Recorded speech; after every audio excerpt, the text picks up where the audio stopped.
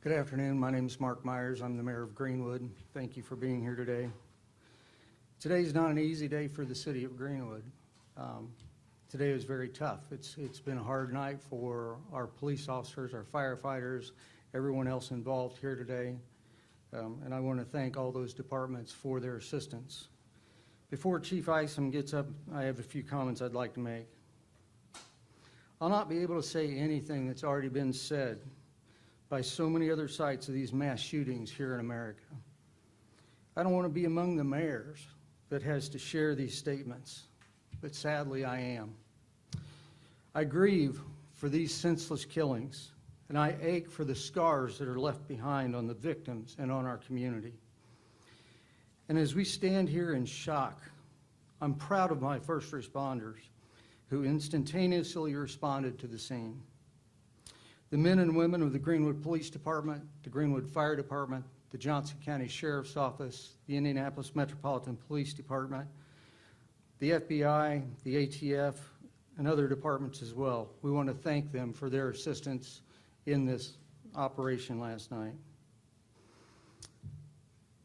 Also, we have the faith community to show its support, to the mental health experts, the Red Cross, and government leaders at all levels. We've been contacted by our state, our federal, and even from the White House, offering their condolences and their assistance for anything we need. Thank all of those who did that, who've reached out to us and who are reaching out to our people to support us. And also, we're very thankful for a young 22-year-old man who stopped this violent act. This young man, Greenwood's Good Samaritan, acted within seconds, stopping the shooter and saving countless lives. Our city, our community, and our state is grateful for his heroism in this situation. Chief Isom will give you some information on him in a few minutes. He's a young man processing a lot. I ask that you give him space and time to be able to process what he's gone through last night. With that, I'll turn it over to Chief Isom. Thank you, Mayor. Good afternoon. First and foremost, I want to offer the condolences on behalf of all of the law enforcement agencies involved in this incident last night to the families of our victims. This is a senseless tragedy, and our hearts are broken with yours. I first want to start by introducing some of the individuals standing behind me. This was a collaborative effort from many agencies. I have been involved over the course of my career in multiple multi-agency, both federal, state, and local training efforts and active shooter trainings, many of them at the Greenwood Park Mall. We work out the problems in those trainings so that when it counts like it did last night, we have all of these agencies coming together just like they did, working seamlessly, working together for a common purpose, everybody knowing their role, and last night was a true testament that training pays off. Behind me, I have Herb Stapleton, Special Agent in charge of FBI, Agent in charge of the ATF, Josh Watson, Lieutenant from the Indiana State Police, Commander Ron Hicks from IMPD, Sheriff Dwayne Burgess from the Johnson County Sheriff's Office, Fireman Chad Tapman from the Greenwood Fire Department, and Coroner Mike Pruitt. That being said, I'm going to turn this over to the coroner for just a moment so that he can talk to you more about the victims. Then I will get back up and give you some specifics on what we know about the shooter, the Good Samaritan, and the events that occurred last night. Coroner. Thank you, Chief. Johnson County Coroner Michael Pruitt. We have identified 4 decedents following the incident last night at the Greenwood Park Mall. We have been working jointly with the Marion County Coroner's Office because 2 of those individuals were transported to Indianapolis hospitals, one of those to Eskenazi and the other one to St. Francis, and then 2 of those remained at the mall. The Marion County Coroner's Office is handling the autopsies and the investigations of 2 of the individuals, and we are handling 2 at our facility. Identify the 4 individuals. I'll go down the list here. I will put these out for proper spelling, so I will get those out to everybody. I've already sent some of those out, but I will get those out. So the first individual that we identified, this individual was at the mall, and we are handling this investigation, Jonathan Douglas Sapirman. I want to say that correctly, Sapirman, okay? He's age 20 of Greenwood. The next individual, Pedro Pineda, age 56 of Indianapolis, and we are handling that investigation. The next individual, Rosa Miriam Rivera de Pineda, age 37. She is the wife of Pedro, so they are a married couple. That investigation is being handled by the Marion County Coroner's Office. And the last individual is Victor Gomez, age 30 of Indianapolis, and that individual is being handled by the Marion County Coroner's Office also. All will be receiving medical examinations that are scheduled for tomorrow.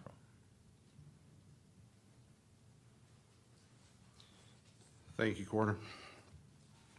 Okay, as the coroner just said, Jonathan Sapirman, age 20 of Greenwood, is our shooting suspect. He was pronounced deceased at the scene. He is 20 years old. He has a juvenile record and no criminal history as an adult. His past incidents with the Greenwood Police Department include minor offenses as a juvenile, such as a fight at school and being a juvenile runaway. He does not drive. We believe that he walked to the Greenwood Park Mall last night. We were told by family members that he typically walks or Ubers to wherever he needs to go. We know the ATF, their specialty is weapons. As soon as we got in and started processing the crime scene last night, the ATF took the serial number information and immediately began the process of tracking down when and where those guns were purchased. If you have questions from the ATF representative here, once I'm done, he will be available to answer more specifics. However, the weapon used by Mr. Sapirman last night was a Sig Sauer Model 400M 5.56 caliber weapon, rifle. It was purchased on March 8th, 2022 here in Greenwood. The second weapon recovered, this was in the bathroom, was a M&P 15 5.56 rifle. It was purchased on March 9th, 2021 from a gun store here in Greenwood. Mr. Sapirman also had on his person a Glock 33 357 caliber pistol. The only weapon used by Mr. Sapirman last night was the Sig Sauer Model 400M rifle. He had multiple magazines and over 100 rounds of ammunition on his person and in his possession. We know that from family members that he has been practicing shooting at Range USA. The ATF has made contact with Range USA and received records from them that show that he was frequently using their range and purchasing ammunition at that location for the past 2 years. We know that he recently resigned from a warehouse position back in May, and we have not confirmed yet. Detectives are serving a subpoena as we speak to Polo Run apartment complex to find out if he in fact was being evicted. We were told by family members that they believed he had received an eviction notice. That has not been confirmed at this time. We did locate a cell phone belonging to Mr. Sapirman in a toilet in the stall in the bathroom. We believe he placed it there prior to exiting the restroom to begin his shooting spree. The following is a timeline of events. We know that Mr. Sapperman, through surveillance video, entered the mall at entrance 4 by the food court at 4:54 p.m. He walks directly to the food court restroom. 1 hour and 2 minutes later, he exits the restroom and shoots Victor Gomez outside of the restroom. He then points his rifle into the food court where Pedro and Rosa Pineda were eating dinner and shot both Rosa and Pedro. He then fired several more rounds into the food court, striking a 22-year-old female who is currently recovering from a leg wound at Eskenazi Hospital, and a bullet fragment believed to have ricocheted off of a wall did strike a 12-year-old female who was running towards exit 4 in the back. That was a minor wound treated at the hospital. They did remove a small piece of metal jacket, most likely from a ricochet. At 5:57 p.m., the shooter was confronted by our Good Samaritan, who I will identify in just a moment. The Good Samaritan was armed with a pistol and engaged the shooter as he stood outside the restroom area firing into the food court.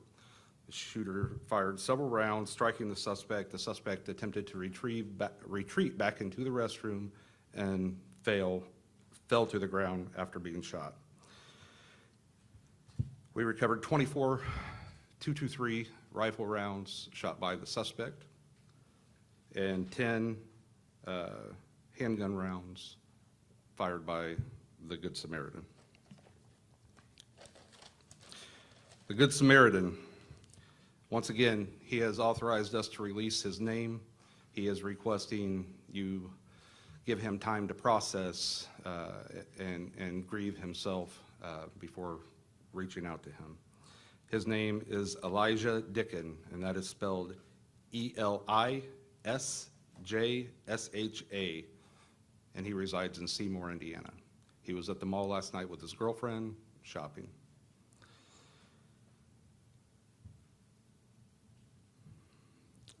One last thing that I would like to get help from the media is there were several personal property items left behind. When you have an incident like this, it's complete chaos. People left shopping bags, they left cell phones, wallets, a lot of personal property. We have recovered that personal property and is currently being entered into our property room. Tomorrow, anyone who is missing a personal item left behind can come to the Greenwood Police Training Center located at 736 Lowe's Boulevard between 9 a.m. and 5 p.m. There will be officers there to assist them in getting their personal property back. We ask them to bring a form of identification so that we can positively identify the person we're giving the property to. At this time, I will open it up for questions. Chief, can you spell the name of the suspect, sir? Yes.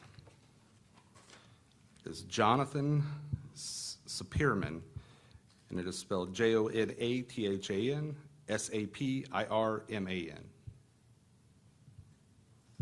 Chief, can you tell us about the Good Samaritan, even though there's not a gun permit in Indiana, what was the status of his permit and his level of cooperation with your investigators? We could not find that he had a permit. He was carrying legally under the constitutional carry law. What kind of firearm did he have? He had a Glock handgun, I believe. One other question, you identified originally the SIG as .556? .556. You also said 223, are those the same? Okay.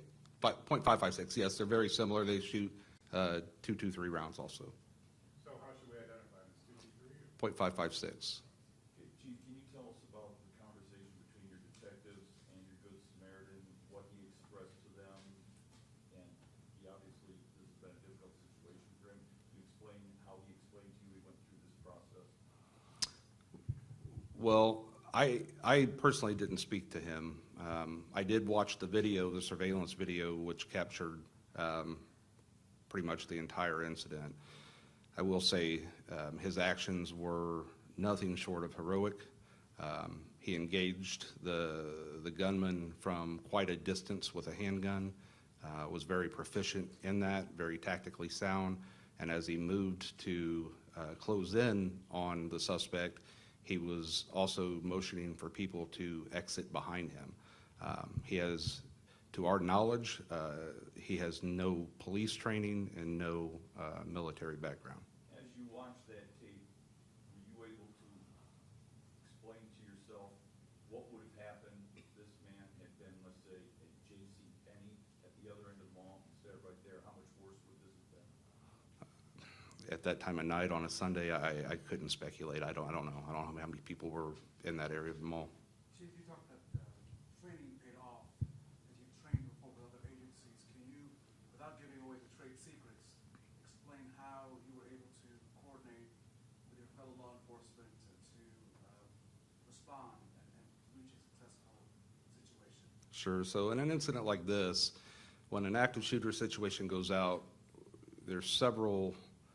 First thing that happens is officers from other agencies hear it dispatched, officers at home get pages, officers in the area that might be off duty in their vehicles with radios on all hear it, and they automatically expedite to the scene.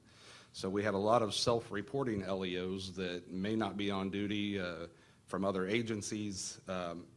Basically, everybody runs to help, which is great, but it can also be chaotic and cause problems if it's unorganized. So the first thing that we have to do is create staging points for self-reporting LEOs and assign a supervisor to that staging point to monitor who's coming in and keep track of where people are. The second is to establish an incident command and a unified command with all agencies that are responding. So all of the individuals you see behind me were the head of their agencies on the scene. We all met at one location, and there was one point of contact via radio traffic between dispatch and commanders that were responsible for had specific responsibilities inside the mall, whether it be clearing, whether it be fire, rescue, SWAT team members, bomb squad members.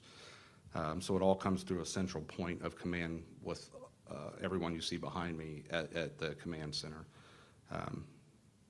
We also obviously have to prepare for media, have to prepare for people that are looking for loved ones, reunification sites for those who don't know where their loved ones are to gather. So we immediately established that at our training center and got that out on social media and within the media for family members to report there. And then you just start processing as the incident commander for the agency within the jurisdiction. The first thing I did was call for the FBI. This is something that they are very well versed in, and they have both the manpower and the resources necessary. I knew we were going to need that. Because there were firearms available, this was involved. This was an active shooter incident. The ATF, they have resources, just as I explained earlier. They can track down where weapons were bought and when they were bought and histories very, very quickly, much faster than we can.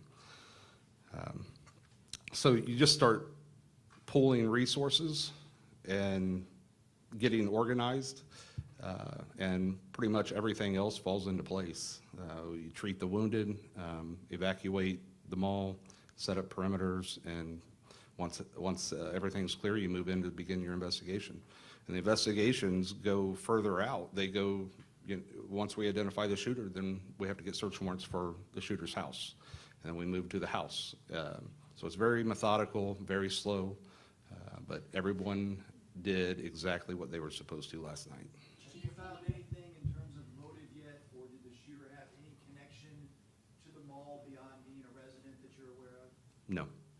Did he leave any sort of indication information? Did anybody in his circle fear this was coming, or was there any note or any phone message left behind? No, the FBI forensic team has his cell phone. It was wet. They're going through the process of drying it out to try to extract information from it. Right now, we have no motive. His family members that we spoke to, they were just as surprised as everyone else was. They said there were no indicators that he was violent or unstable. Is there any evidence that this was directed toward the Hispanic community? None at this time, no. You mentioned the videotape, the surveillance videotape, will that be released, and if so, when? No, no, it is much too graphic. Do you know how many people were in the food court at the time? Dozens or just spread out? I think dozens would be accurate. Chief, can you go through this timeline? It looks like this all happened by the time you started shooting to the time he was taken down. 2 minutes? Yeah, so like I said, the most puzzling piece of this puzzle is the fact that he was in that restroom for an hour and 2 minutes. We believe, and we don't want to speculate, but we believe he was getting ready. He had a waistband holster on with several magazines. He had a backpack that had the second assault or second rifle broken down in it so that it would fit in there. Several rounds of ammunition. So we think that he was kind of preparing for his actions during that hour and 2 minutes. And then, as you can see, once he came out and started shooting, it was 2 minutes by the time the first shot was fired until he was neutralized by our Good Samaritan. Anything recovered outside of the mall that pertains to this investigation you're able to talk about at this point? No. What were the Chief, when you got first to the scene, 911 calls that when came you- in?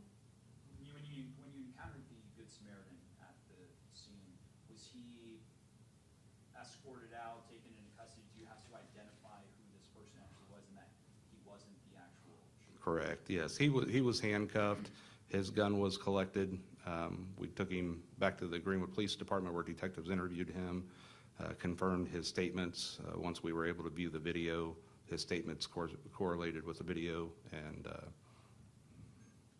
When you encountered him, can you tell us about that? I mean, did he drop the gun? Was he standing with his hands up? How do you know him from a second shooter?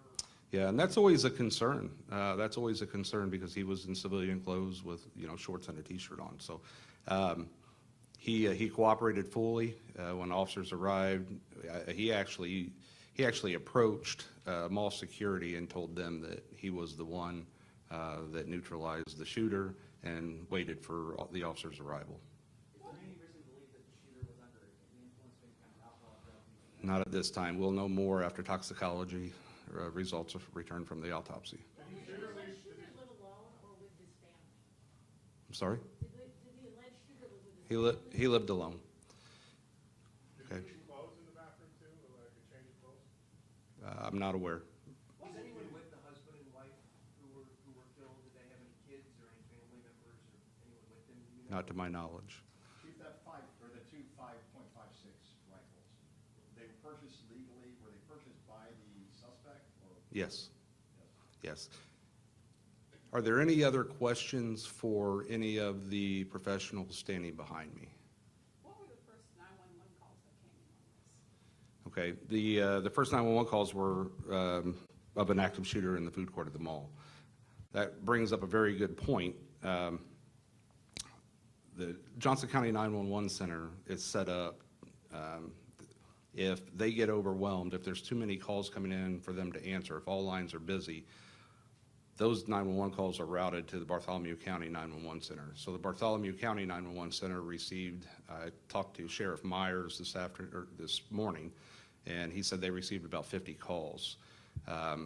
So they were trying to decipher, and the sheriff sent his deputies to the mall to assist us with clearing it. So Bartholomew County also played a very pivotal role in this. Is there any evidence that the shooter and the Good Samaritan exchanged, or that the shooter shot at the Good Samaritan? I don't believe so. I don't believe so. Is there any evidence that the shooter had any history of mental illness or mental health treatment? Not to my knowledge. You mentioned the subpoena to search the Polo Run apartment. Is there something you guys? Oh, we did search the apartment last night. The subpoena is to get his rental records. It's not something they would release to us verbally without a subpoena, but we have been told by family members that he had received an eviction notice. So did he live there, Chief? Yes, he did. Yes, he did. Search the apartments? We did. Yes, we found when the SWAT team went in to clear it, the oven was on, high temperature, and had a laptop within the oven and a can of butane. I don't want to speculate what his intentions were, whether it could have been to cause a fire or to damage the laptop, but we did retrieve the laptop, and that is going to go to Quantico to be analyzed. It's been damaged due to the heat in the oven. Chief, the last time we saw a heating source with something in it was a Southside explosion at Richmond Hill, as you may recall, a number of years ago. Was he trying to copy that? It would be speculation. I don't know what his intention was. It does appear that he placed his cell phone in the toilet, in the water, and the laptop in the oven. So we are very curious to have those analyzed. Right now, they're going to, the phone is in possession of the FBI, and the laptop is going to be sent to Quantico. Chief, do you think it's good to have armed citizens like Mr. Samaritan out there to stop shooters? I will answer that this way. Many more people would have died last night if not for a responsible armed citizen that took action very quickly within the first 2 minutes of this shooting. Chief, a question for the FBI. Sir, Special Agent, does this gentleman, because of the profile, you folks spend a lot of time investigating these types of shootings coast to coast. In this case here in Greenwood, did this gentleman, based on what you know currently, and what you want to learn, does he fit the profile? Excuse me. If I'm Pardon me. asking the question, and if the question is inartful, just want to figure out, is this the kind of guy that would do this? No, I understand the question. What I would say to that is there really is no one profile. It would be, it would be an overreach to say that this person fits a specific profile. So each case is a little different. We have to investigate it on its own merits with our partners. And so, we're still learning more about the shooter, as we mentioned, through the search warrant and other investigation that the Greenwood Police Department is doing. And so we'll continue to take a look at that. But I wouldn't say there's any one specific profile that is capable of conducting this type of attack. The majority of these active shooters have been white males who've had some sort of trauma or some sort of mental illness. So does he not fit that? So as I mentioned, we know that he's a white male, but we're still learning more about the shooter, and it's probably too premature to say that he fits a specific profile. And again, we do see these types of acts from people of a varying array of backgrounds, and so we don't want to get too tunnel vision focused on one particular profile. What resources did you bear on this investigation? The FBI does have a national base, so how did you support Greenwood in trying to come to this conclusion, and how will you support them moving forward? So up to this point, our role in the investigation has been primarily in assisting Greenwood Police and our other law enforcement partners in the collection and processing of evidence. As the chief mentioned, we have been requested to take a look at the cell phone and attempt to do a forensic exploitation of that. And we'll continue to provide any type of technical assistance that Greenwood or our other partners may need. Since the phone was wet, is there a timeline of the possibility of you're able to access it in there? No, we don't have a timeline. We're working as fast as we can to try to get the phone to a point where it can be exploited. There's no guarantee that we'll be able to recover any data. We're just working as fast as we can to try to get that done. And on the laptop, is similar timeline? Same thing, we don't have a timeline for that. We have to talk with the technical experts to see what is technically possible in this type of situation, work with the Greenwood Police Department to see what we might be able to do to exploit the data, but we're working on that as quickly as we possibly can. Were any additional guns found in his home when you went in? I'll defer that question to the chief. His team was responsible for that search. No, there were none. And you mentioned they were purchased, I just want to be clear, the guns that were used that you found at the mall, those were purchased by the suspected shooter? Yes. Were they modified in any way? No, not to my knowledge. Have you talked to the family of any of the victims yet? Yes, all of the victims' families were notified by the coroner. Was the backpack the only thing that triggered the bomb squad last night? Yes, and then also at the apartment, once the SWAT team found the butane in the oven, they backed out and the bomb squad came in and cleared the apartment of explosives.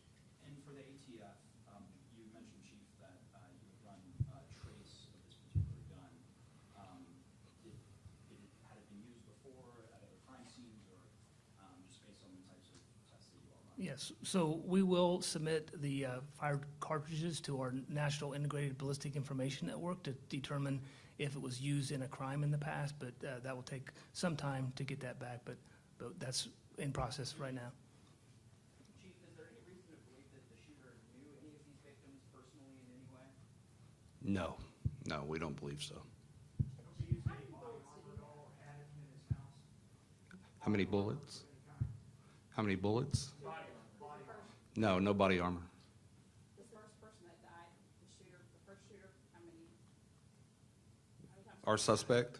I don't know at this time, but over 100. Chief, did the suspect go to Greenwood High, Southport? I believe he was a graduate of Greenwood High School. Is the family of the gunman cooperating with the investigation right now? Yes.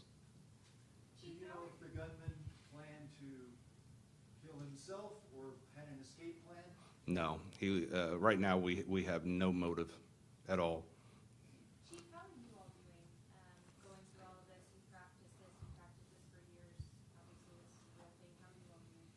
Well, thank you for asking that. This is very traumatic for the first responders on the scene. They're professionals. I will say that, like I said, I have been involved in several of these training scenarios, and we stage them to look like the real incident. And walking in there for me last night was surreal because it looked just like every incident we've staged. So the first responders are doing well. We have a post team. They will probably meet Wednesday or Thursday of this week with all individuals, first responders, paramedics, police officers that were on the scene. It's a team of local mental health professionals and individuals in law enforcement that are trained to specifically deal with traumatic events that first responders experience. So they will be getting that assistance this week. Chief, just to be clear, you said the suspect fired 24 rounds? Suspect fired 24 rounds. Mr. Dickens fired 10? Yes. And what caliber were the rounds he fired? Deputy Chief, do you know what caliber Mr. Dickens' handgun was? 9 millimeter. Thank you. Do you know if the suspect has any sort of a social media presence? No, I don't believe so. When you walked into the mall, could you see these guns, or were they hidden, like you talked about the time you spent in the bathroom?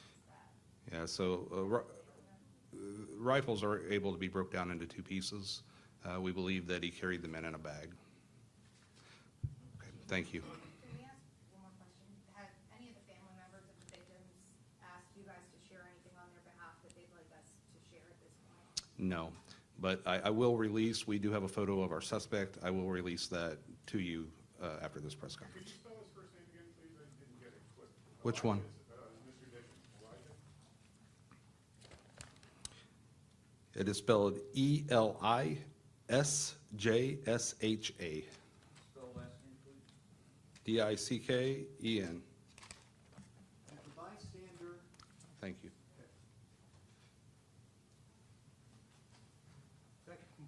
This concludes our press conference for now. I'm sure you'll be getting more information as it's known to our departments. Thank you very much.